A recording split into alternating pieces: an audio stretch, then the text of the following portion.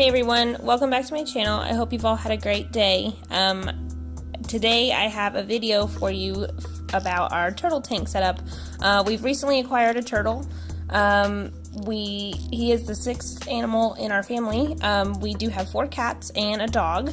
I have 3 domestic short-hair cats, Axel, Luna, and Striker, and then I also have one long-haired cat named Crowley.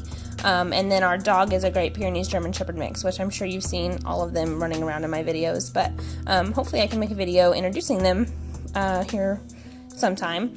But we did decide to get this new stand for our turtle. His name is Raphael, from the Red Teenage Mutant Ninja Turtle. He does have red and black underneath his shell. I'm pretty sure he's a red painted turtle, is from everything that I've looked up is kind of what I've seen. At first we thought he was a red-eared slider, but the more he grows, the more he gets red on him, so I think he's a red painted turtle. But we do call him Raphael, Raph, sometimes Buddy. But I did get him this new tank stand. I picked this one out because I really liked it. I liked the color of it and the antique wear type. It did remind me of the beach and the shore. As you can see, he was sitting on this old coffee table, so we definitely needed to fix that. It was definitely temporary. But the first thing I'm going to do is get a separate container ready for him, so I can put him in there and feed him, and he can eat while I am cleaning out his tank and getting it set up for him. What I'm doing here is I'm actually taking a thermometer and I'm measuring the temperature. You want it to be about 78 degrees for him to in that container, and then I'm using this Reptisafe dechlorinator. You definitely don't want chlorine in their water, so if you use tap water, you definitely need to dechlorinate it with something, which I got at the pet store. So definitely good to have. For every cup you do 2 drops, so that's what I did there in his little container. And now I'm feeding him. He's got a little mixture of food. He's got some shrimp, and that's krill. I got some pellets in there, and different ones, growth formula, hatchling formula, different things, since he's still a pretty baby, and he does get fed once a day since he's still little and growing. But while he's eating, I'm going to clean his tank out, so we can get it ready to get moved to his new stand. So I'm scooping out everything I can that's floating on the top there, and then I've got this pump system that you basically put it in a bucket, and you'll see me suction it here, like pump it until it starts suctioning, and it basically will suction your water and all the debris floating around. Which you can see I have 2 live plants in there right now, which I plan on getting in more, but I don't know if I'm just doing something wrong, but they don't seem to, I don't know if they're lasting that well or long, but I might need to look into the live plants a little bit more. I definitely want to keep those as a thing in his tank, because he'll definitely chew and eat on them, so I definitely want them to be safe for him, and definitely something that'll last a while, because more than likely he'll just eat them. But as I'm suctioning out, you can see all that debris, and turtles are extremely messy, which especially when they eat, because they do use the bathroom whenever they eat, and when they eat, they tear their food up, so it just kind of goes everywhere. So it's really good to feed them in a separate container, but sometimes we do feed him in his tank, depending on what we got going on. So I've normally cleaned his tank out about once a week right now. It may go up to twice a week when he gets bigger, so we'll see about that. But and when they get bigger, you don't actually have to feed them as often. So we'll just have to learn as we go. But taking everything out, his heater, because his water does have to stay 78 degrees, and then we like to keep his inside tank temperature above the water, somewhere between like 80 and 90 degrees, so he can get up there and bask and dry off and stay nice and warm. But I'm taking all of that out, and my husband Sean is bringing over fresh water for me, so I'm making sure I can actually get all that debris and nastiness from underneath those rocks and settlement. So he keeps adding water in, because it does suction your water out, so you definitely want to make sure to keep filling that up and get all the debris that you can, which is what I do. But and sometimes you just can't get it all. Okay, so I just wanted to add in real quick as well that the rule of thumb is to have 10 gallons of water space per inch of shell of your turtle. So right now we have a 20-gallon tank, which that will, that'll last until he's, 2 inches. So it'll last him a little while. He's still pretty small. But the stand that we got will actually hold up to a 70-gallon tank. So it'll last him a really long time, to where he gets up to 7-8 inches in length.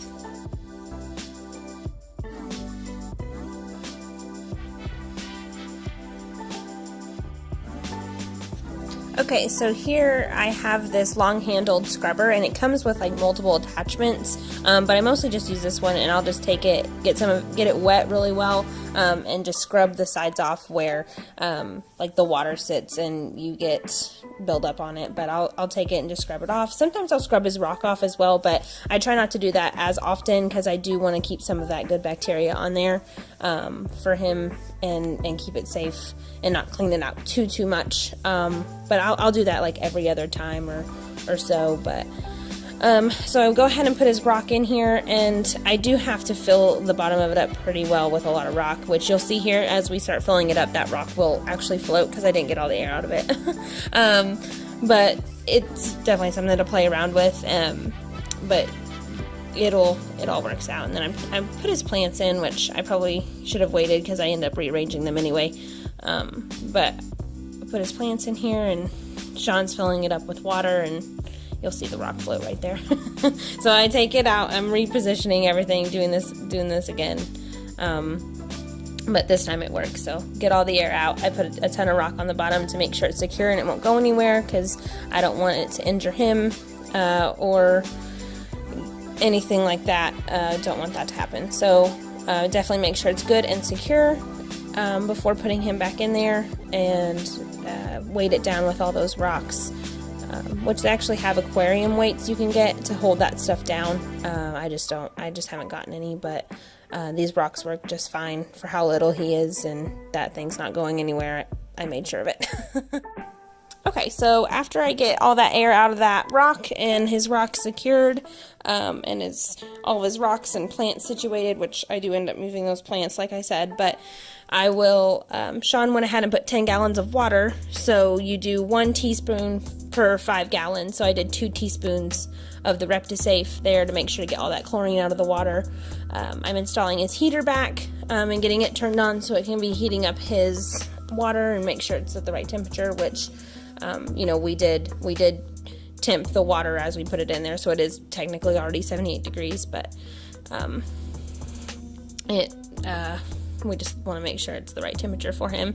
I did add this new floating basking land area for him, and he ended up really liking it as well. So he gets on top of his rock and he gets on top of that little floating basking area, and that is his light fixture. It is his UVA and UVB light. He does have to have at least 12 hours of UVB light to help calcify his shell and to help him grow. So we definitely make sure we have it on an actual timer, so he'll exactly get 12 hours of that a day.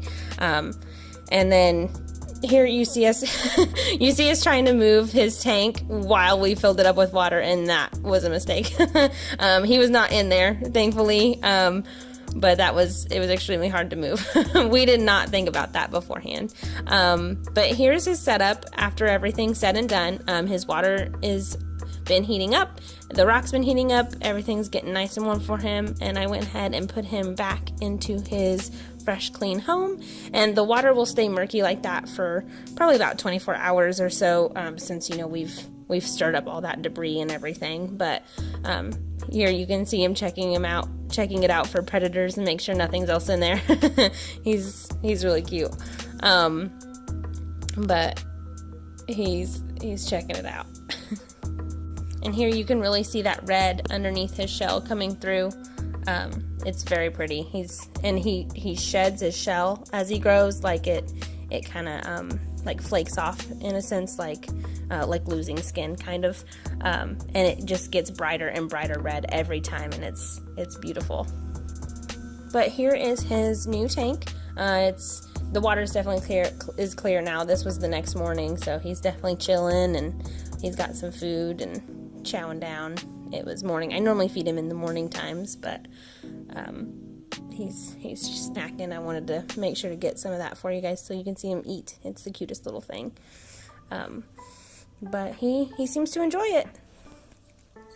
And as I said earlier, for his diet, since he is still pretty little, he does get a hatchling formula, a growth formula.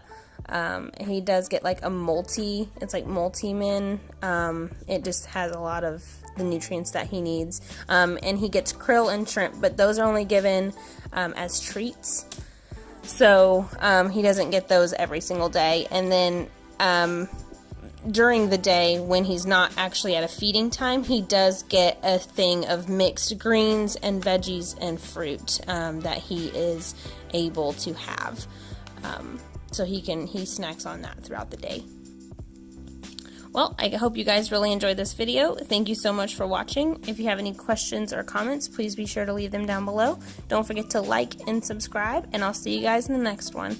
Bye!